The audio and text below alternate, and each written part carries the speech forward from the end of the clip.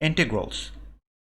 The definite integral of a continuous vector function r of t can be defined in much the same way as for real valued functions, except that the integral is a vector. Therefore, the integral of the vector function r over the interval a to b can be defined as shown here. The vector whose first component is the definite integral of the first component of the vector r over the interval a to b. Similarly, the second and third components can be defined. It can also be written in terms of the standard basis vectors I, j, and k, as shown in the equation 4.2.4. We can extend the fundamental theorem of calculus to vector functions also. If r of t is a vector valued function such that the derivative of big R equals the small r function, then the definite integral of the small r over the interval a to b equals the difference of the big R at b and a, as shown in the equation 4.2.5. The vector function r of t is called an antiderivative of r of t. We may use the following symbol as in the case of the real valued functions.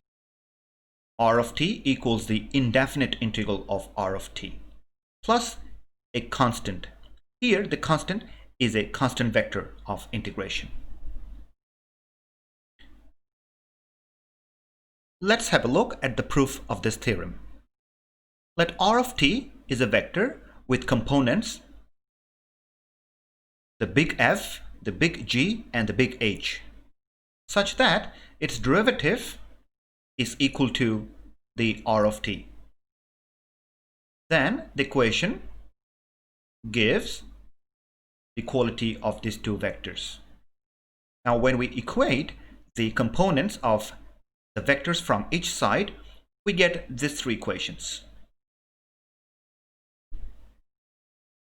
By the fundamental theorem of calculus, in the case of scalar valued functions, we have these three integrals. Then, by definition of the integral of r over the interval a to b is this vector,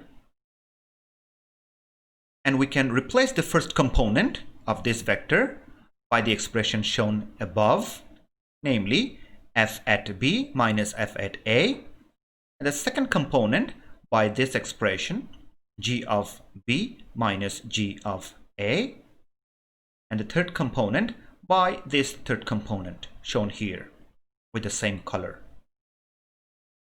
Now this vector can be written as the difference of two vectors, where the first vector is simply the value of the big R at the moment b, and this vector here is the value of the big R at the moment a.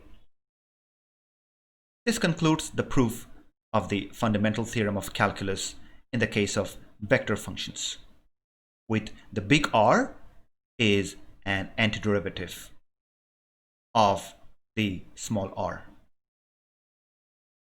Let's have a look at an example. If r, the vector function, has these components, then the big R, the antiderivative of r, can be calculated by this definition, where f of t is 2 cosine of t and g of t is sine of t and h of t is 2t. Then by integrating, we get this vector, which can be written as the sum of two vectors.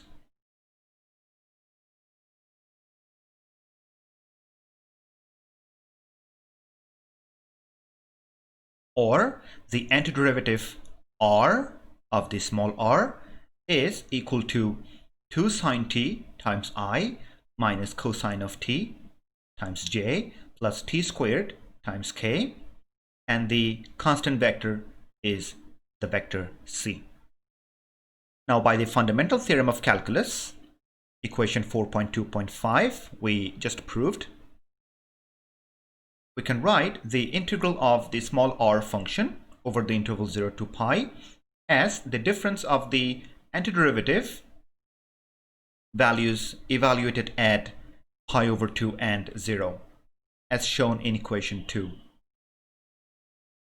Now, by using equation 1, we get the value of r at pi by 2 is simply 2i plus pi squared over 4 k plus c, and the value of the antiderivative at 0 is given by the vector negative j plus the constant vector c.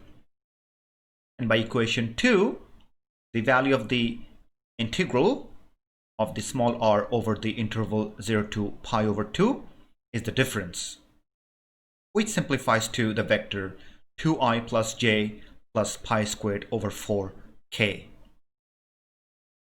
We also notice the constant vectors get cancelled.